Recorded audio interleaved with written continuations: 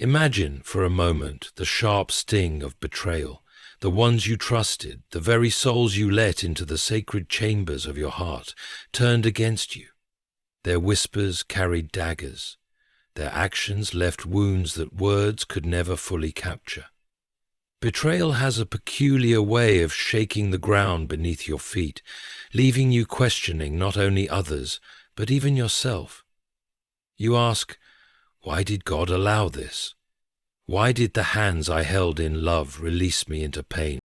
But here is a truth that pierces through the darkness like a beam of holy light. What they meant for harm, God is weaving into a breakthrough. Their betrayal was not the end of your story. It was the stage for your transformation. Consider the seed buried in the earth. To the eye, it looks lost, hidden, abandoned beneath the soil, but in reality, the burial is the beginning. Darkness presses it down, yet that very pressure awakens the life within. So it is with you. What felt like a burial through the betrayal is in fact a planting. God Himself allowed you to be placed in that soil, not to perish but to break forth with new life, stronger and more radiant than before. Betrayal hurts because it comes from those close enough to touch us. The world outside cannot wound us like those within our inner circle. Yet, isn't it strange that it is often betrayal that God uses to propel His children forward? Joseph was betrayed by his own brothers, sold into slavery, abandoned to despair, but what they thought would destroy him became the very road that led him to the palace. Without their cruelty, he would never have been positioned to save nations. Could it be that the pain you carry was the very chisel God used to shape your destiny? Could it be that He allowed their rejection so He could redirect you? For when they pushed you out, it was not abandonment, it was positioning. When they spoke against you, they unknowingly created the stage where God's glory would shine brighter in your life. Think about it. If they had remained loyal, you might have stayed comfortable. If they had never betrayed you, perhaps you would have clung to them instead of clinging to God.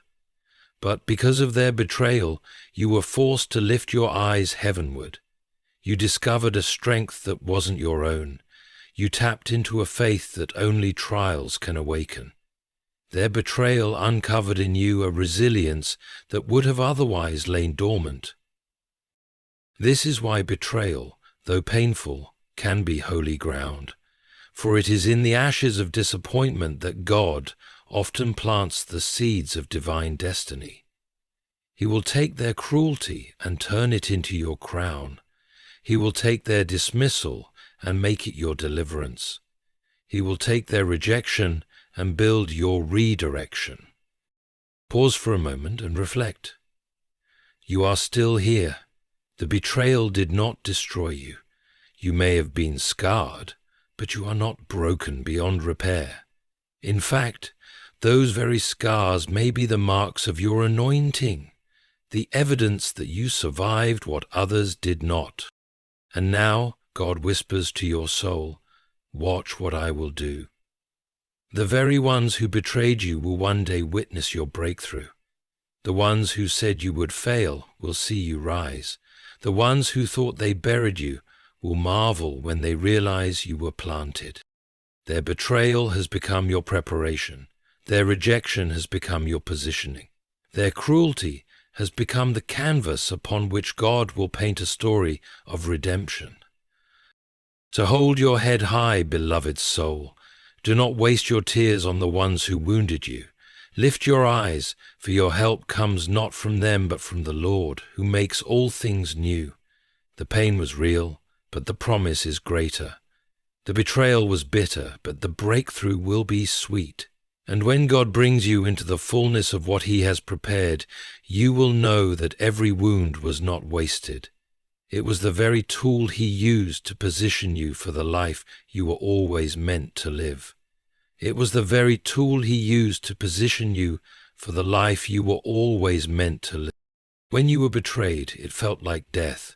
The weight of their actions pressed against your chest, suffocating hope, extinguishing joy and leaving you buried beneath sorrow. You looked around and saw nothing but the cold, dark soil of rejection. The people you once trusted, the very ones who held your secrets, shared your laughter, and promised loyalty, turned their backs on you. And in that moment it seemed as though your life was over. You thought you were buried. But here is the profound truth. You were not buried, you were planted. There is a vast difference between the two. Burial is meant to end a life, to hide something away forever. Planting, however, is the beginning of a process that brings forth greater life than ever before. Though both look the same on the surface, something covered by soil, one is final, while the other is fruitful. One signals death, while the other carries the promise of growth. Think of the seed. Alone in the gardener's hand it is small, fragile, and seemingly insignificant. It cannot produce fruit until it is pressed deep into the earth. Once there, the soil surrounds it with weight and darkness. The seed cannot see the sun, cannot feel the wind, cannot hear the songs of the birds above.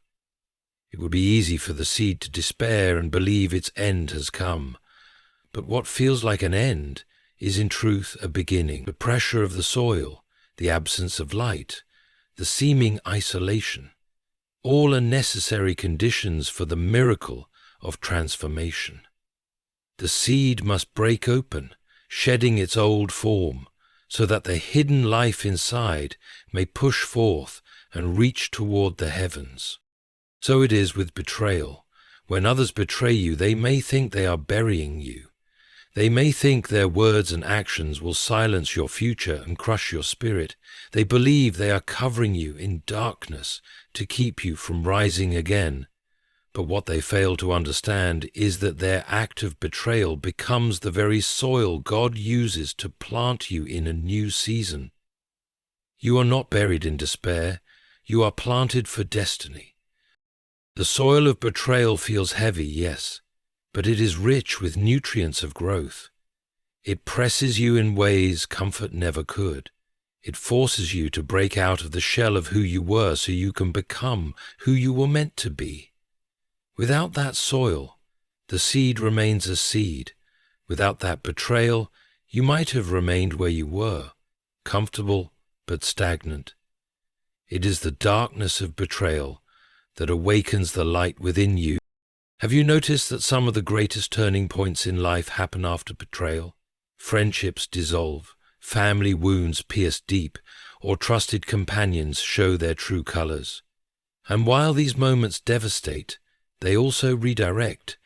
They uproot you from where you were and place you in the soil where God intends for you to grow. What seemed like loss becomes the setting for your transformation. The seed must surrender to the soil before it can rise. In the same way, you must surrender to God's process in betrayal. Do not resist the darkness. Understand its purpose. For in the silence, in the waiting, in the pressure, God is working. He is preparing your roots to dig deep, your stem to grow strong, and your branches to reach toward His light.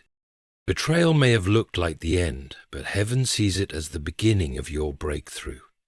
The very act that was designed to destroy you is the one God will use to position you for growth. Like the seed, you are not meant to remain hidden forever. In due time you will emerge, not as the same person who was betrayed, but as someone stronger, wiser, and flourishing with fruit you never thought possible. So remember this: betrayal is not your burial ground. It is your planting ground. And when the season shifts, those who thought they had buried you will watch in amazement as you rise, carrying the undeniable evidence that what was meant for harm became the soil of your breakthrough.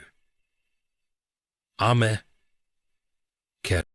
Think of Joseph, a young man clothed in a coat of many colors, beloved by his father but despised by his brothers. His dreams were grand, visions of leadership, of God's favor resting upon him, of a future brighter than his present. Yet it was those very dreams that provoked jealousy, stirring envy in the hearts of those closest to him. His brothers did not celebrate his calling, they conspired against it. The very ones who shared his blood became the very instruments of his betrayal. They stripped him of his coat, that symbol of favor, and cast him into a pit. To them, this was his burial. They believed they had silenced the dreamer, buried the vision, and ended the thread of his destiny. Yet in God's eyes, it was not burial, but planting. For that pit was not Joseph's end. It was the beginning of his journey toward the palace. Sold into slavery, falsely accused, thrown into prison, betrayal seemed to follow Joseph like a shadow. Every step he took downward looked like a step away from the promise. From the outside, his life appeared cursed. He had every reason to despair, every excuse to grow bitter, every cause to believe that the betrayal of his brothers had destroyed him forever. And yet, even in chains, Joseph carried something his betrayers could not strip away: the favor of God. The story of Joseph reveals a mystery of divine providence. The very betrayal that sought to end him became the vehicle that transported him into his destiny. Had his brothers not sold him, he would never have reached Egypt. Had he not been enslaved, he would not have entered the house of Potiphar, where his gifts became visible. Had he not been thrown into prison, he would never have been positioned to interpret Pharaoh's dream. And had he not stood before Pharaoh, he could not have been exalted to second in command, saving not only a nation, but also the very family that betrayed him. What man meant for evil, God meant for good.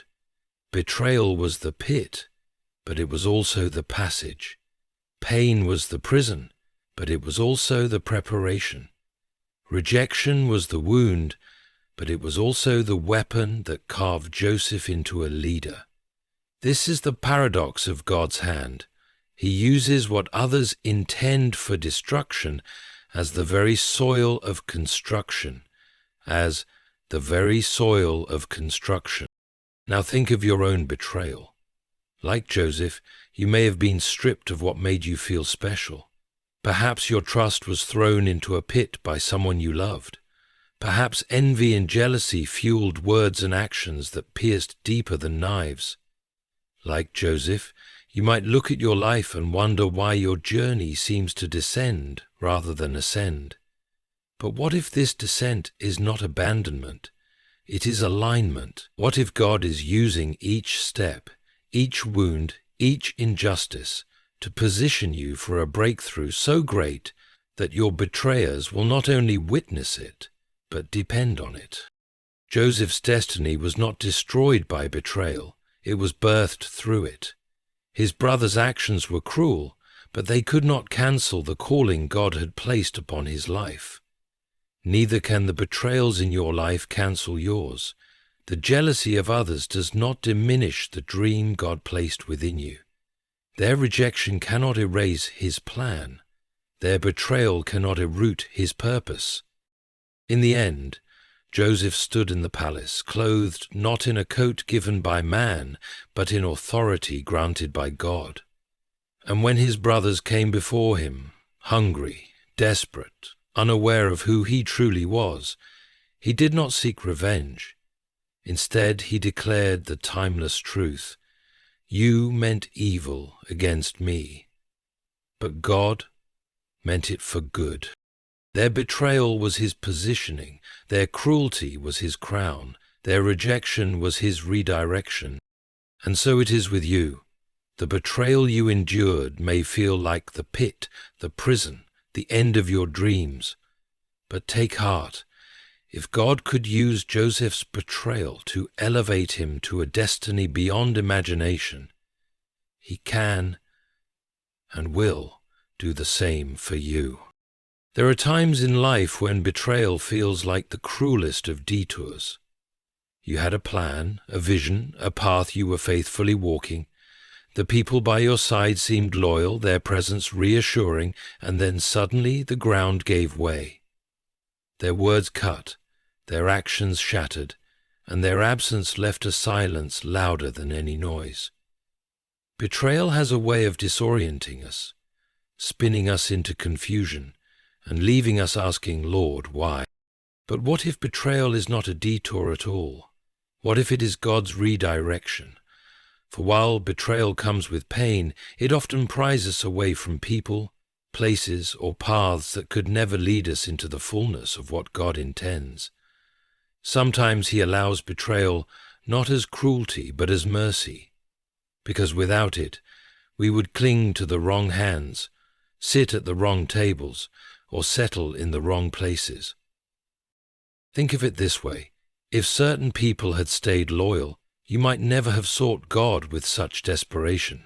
If they had remained faithful, you might have leaned too heavily on them instead of resting in Him. It is often the wound of betrayal that forces the heart to turn heavenward. The voices of men grow faint, but the whisper of God becomes clear. The hands that pushed you away became the very reason you reached for His. In Scripture, we see this pattern again and again. When David was betrayed by Saul, hunted like an animal by the one he once served, it was in the caves of hiding that David poured out psalms of raw honesty and divine intimacy. His betrayal stripped him of comfort, but drove him deeper into the presence of God, and it was in that sacred place of solitude, where all else was lost, that he discovered God was enough. So it is with you.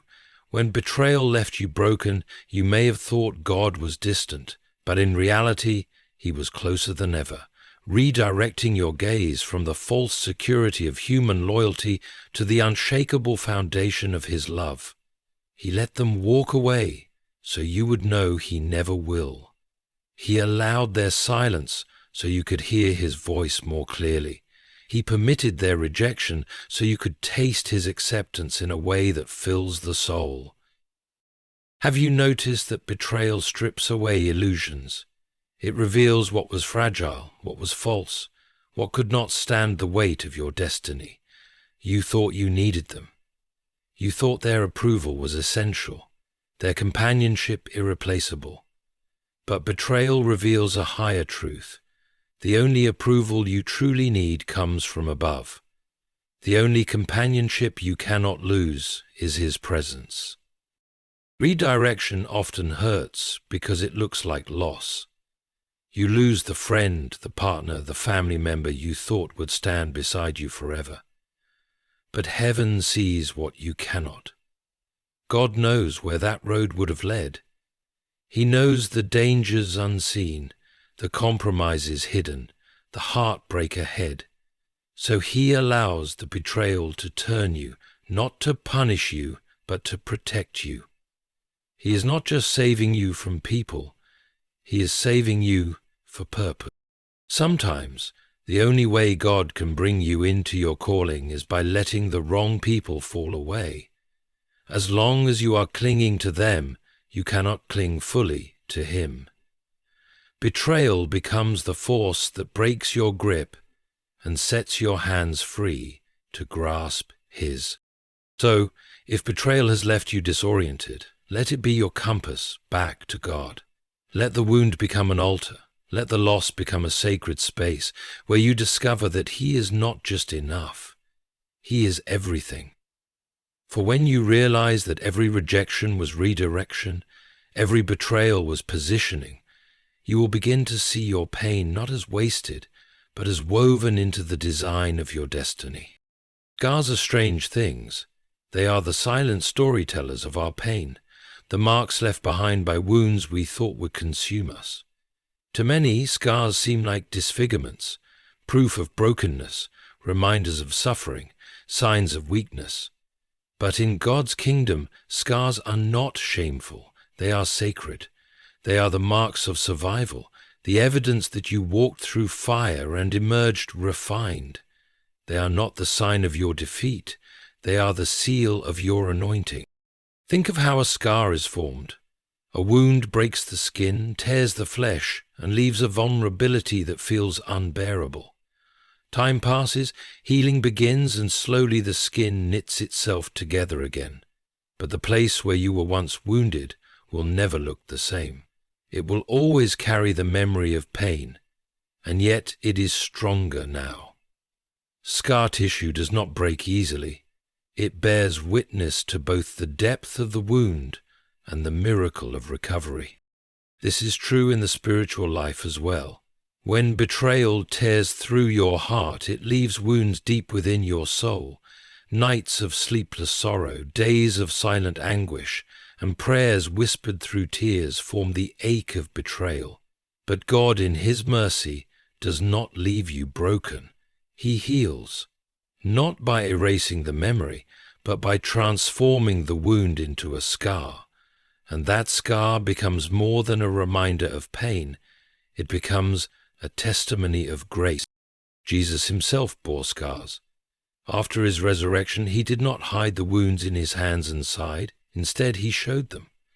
To Thomas, He said, "Put your finger here, see my hands. Reach out your hand and put it into my side." His scars were not erased in glory. They were transformed into proof. Proof of His suffering, but also proof of His victory. The scars declared not defeat, but triumph, not shame, but salvation. So it is with you. The scars of betrayal are not meant to disfigure your soul. They are meant to distinguish you. They mark you as one who has suffered, yes, but also as one who has overcome. They are the evidence that you endured what others could not, that you carried weight that could have crushed you, but instead it refined you. Scars are the sign of your anointing because they prepare you for empathy. A heart without scars may be untouched, but it is also untested. It may look whole, but it cannot understand the depths of pain others carry. Only the scarred can truly comfort the wounded. Only those who have been betrayed can truly sit beside another soul and say, "I know what this feels like, and I know God heals." Your scars become your ministry. They qualify you to pour oil into the wounds of others because you know the sting of the blade and the sweetness of the balm. They also prepare you for strength. Each scar you carry is evidence that you did not break. What was meant to shatter you only shaped you. What was meant to silence you only sharpened your voice. Scars become the marks of resilience, the sign that you carry a power not of yourself, but from the one who sustained you through every storm. And here is the hidden beauty. Your betrayers thought their cruelty would destroy you, but God has turned it into a seal upon your life. Every scar they gave you, God has transformed into evidence of His hand upon you. They left you wounded, but He left you anointed. They left you broken, but He left you marked for destiny. So when you look at your scars, do not despise them, do not wish them away.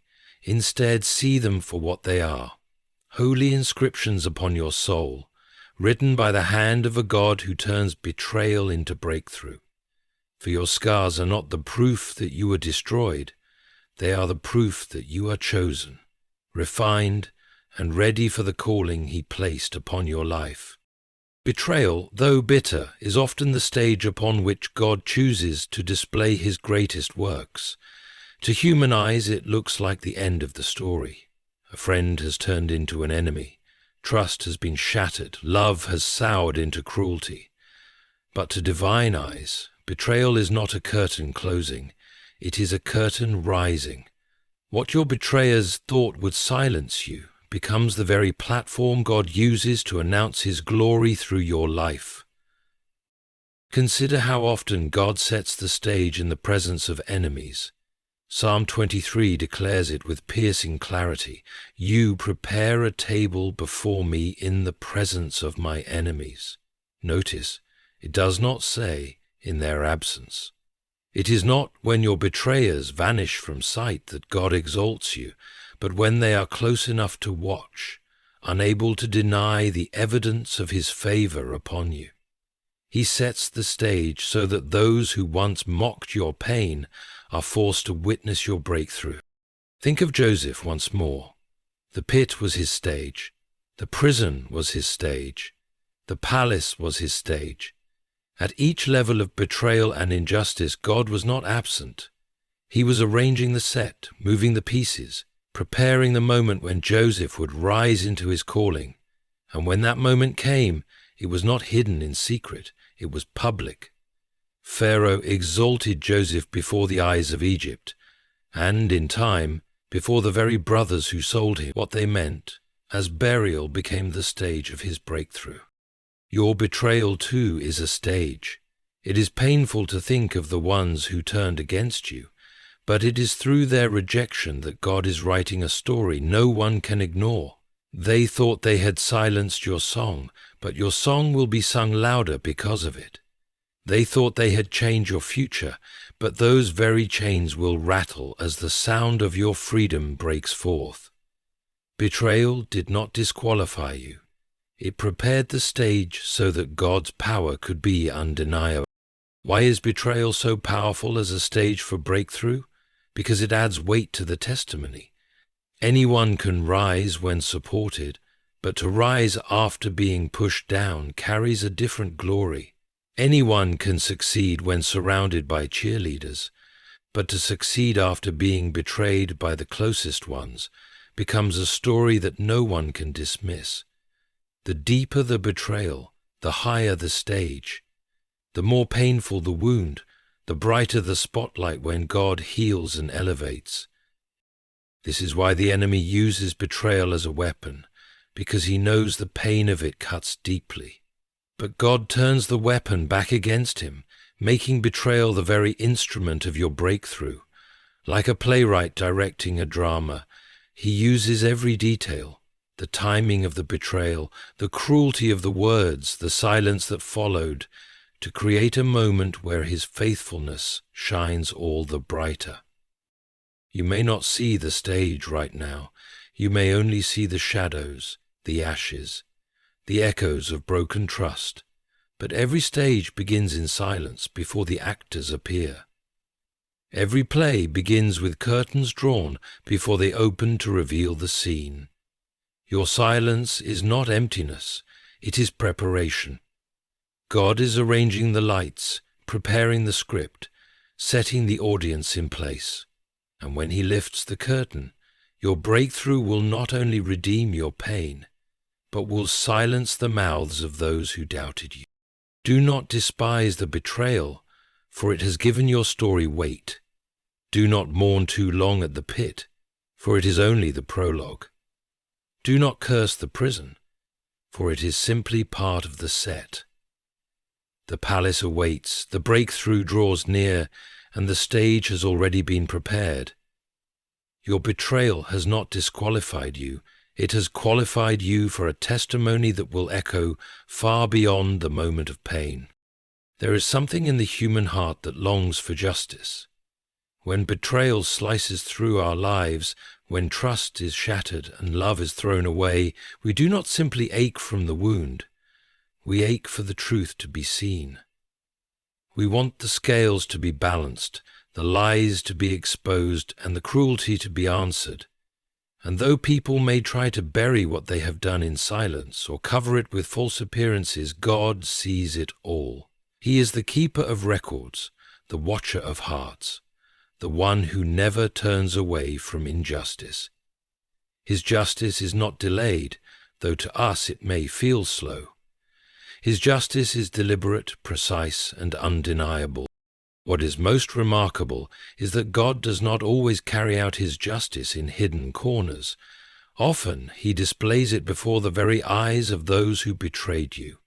The ones who thought they could harm you and walk away unscathed will one day stand as witnesses to what God has done on your behalf. He does not only lift you up, he does so in such a way that your betrayers cannot deny it. Remember Pharaoh and Joseph. Joseph's brothers betrayed him in secret, selling him for silver and assuming his story was over, but God orchestrated a day when those same brothers would bow before Joseph in Egypt, not knowing that the ruler they were pleading with was the very one they had wronged. The justice of God did not erase the betrayal. It redeemed it by elevating Joseph in their presence. His betrayers saw with their own eyes the one they had despised, now clothed with authority. This is the pattern of divine justice. God will make your life a living testimony, not only to his faithfulness, but also to his justice. When people betray you, they believe they have written the final chapter of your story. But God takes the pen from their hands and continues the tale, shaping it in such a way that the very ones who plotted against you must witness the outcome of his favor. Sometimes his justice comes quietly, in ways only you and they recognize. A door opens for you that they tried to shut. A blessing falls into your lap that they said you would never receive. An opportunity embraces you after they worked tirelessly to discredit you. And though they may not speak it aloud, their silence becomes the proof that they cannot deny what God has done. Other times his justice is loud, undeniable to all. He exalts you to a place where no one can question his hand upon your life. This is why you do not need to fight your betrayers. You do not need to waste your strength plotting revenge or proving your worth to those who discarded you. God himself will vindicate you, and when he does, it will be in a way that leaves no room for doubt. His justice will be displayed not behind closed doors, but in the open, where even your betrayers must acknowledge it. It is a hard thing to wait for this justice, especially when the wounds are still fresh. But consider this: God's justice is not merely about punishing wrongdoers. It is about vindicating the righteous. He will not only repay the pain inflicted upon you, but he will also restore honor, dignity, and favor. Your breakthrough will not be small or hidden. It will be marked by such grace that the very people who betrayed you will know it was God who lifted you. Do not think for a moment that their betrayal has gone unnoticed. Heaven has recorded every act, every word, every wound, and heaven has already written the day when justice will be displayed, not in whispers, but in undeniable glory.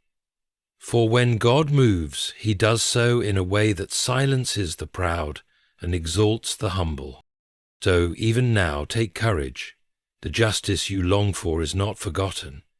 The one who sits upon the throne will bring it forth at the appointed time, and when he does, your betrayers will not just hear about it, they will see it with their own eyes. Bitterness is the first taste of betrayal. It lingers on the tongue, sharp and sour, filling the soul with heaviness. Nights are spent replaying conversations. Mornings begin with the ache of remembrance, and even the smallest details stir the sting of what was lost. Betrayal has a way of draining sweetness from life, leaving only ashes in the heart. But God, in his wisdom, does not let bitterness be the final taste for those who wait on him. He turns the cup around, replacing the bitterness of betrayal with the sweetness of breakthrough. This is one of the mysteries of grace. What begins in tears often ends in laughter. The very path that cuts you deepest becomes the road that leads to your highest joy. When God restores, he does not simply heal the wound, he transforms the memory. The bitterness you once carried becomes the backdrop that makes the sweetness shine brighter.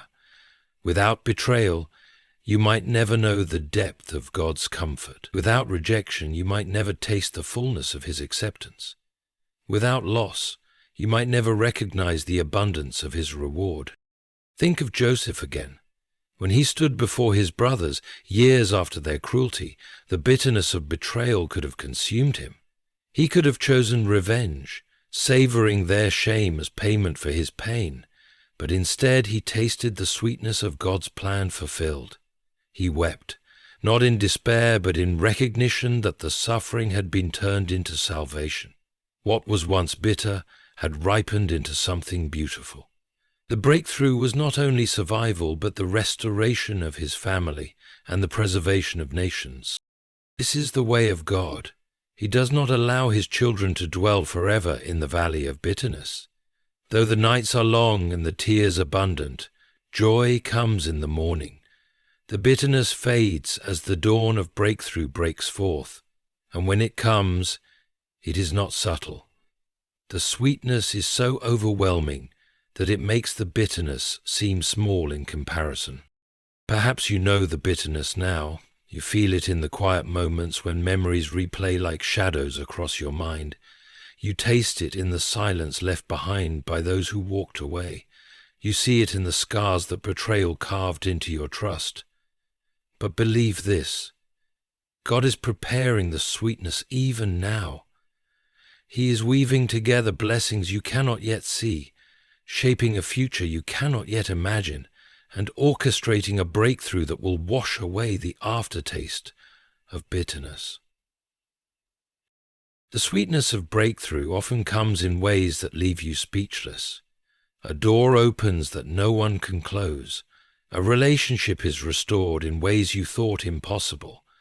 A new season begins, filled with opportunities so abundant that the old wounds lose their power. And in that moment you realize that the bitterness was not wasted.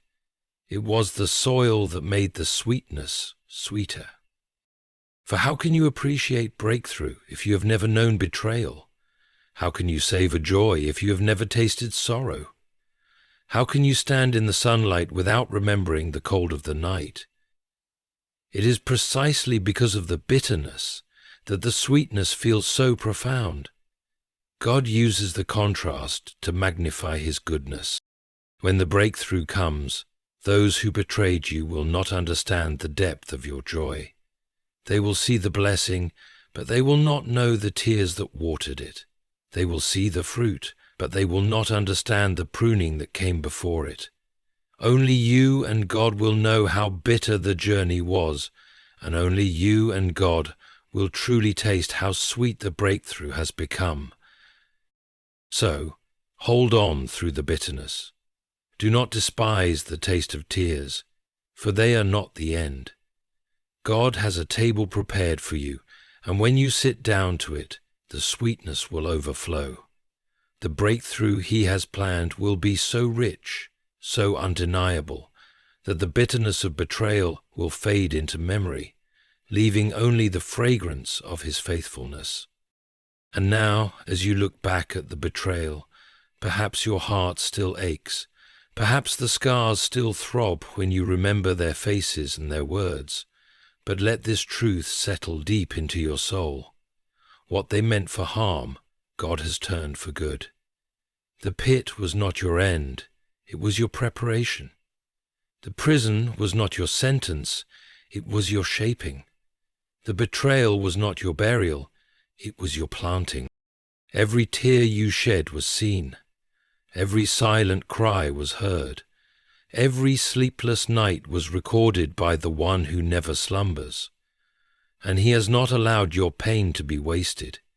He has turned it into the very soil of your destiny, the very stage of your breakthrough, the very evidence of his justice and his love. So walk forward now with courage. Do not carry the bitterness any longer, for sweetness awaits. Do not fear the scars, for they are the marks of your anointing. Do not despise the betrayal, for it has become the platform of your elevation.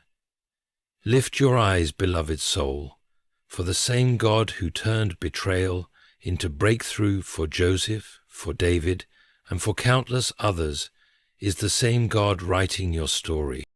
And when the curtain rises and your breakthrough unfolds, those who betrayed you will see not your revenge, but God's redemption. They will witness his favor, his justice, his blessing poured over you in ways they cannot deny.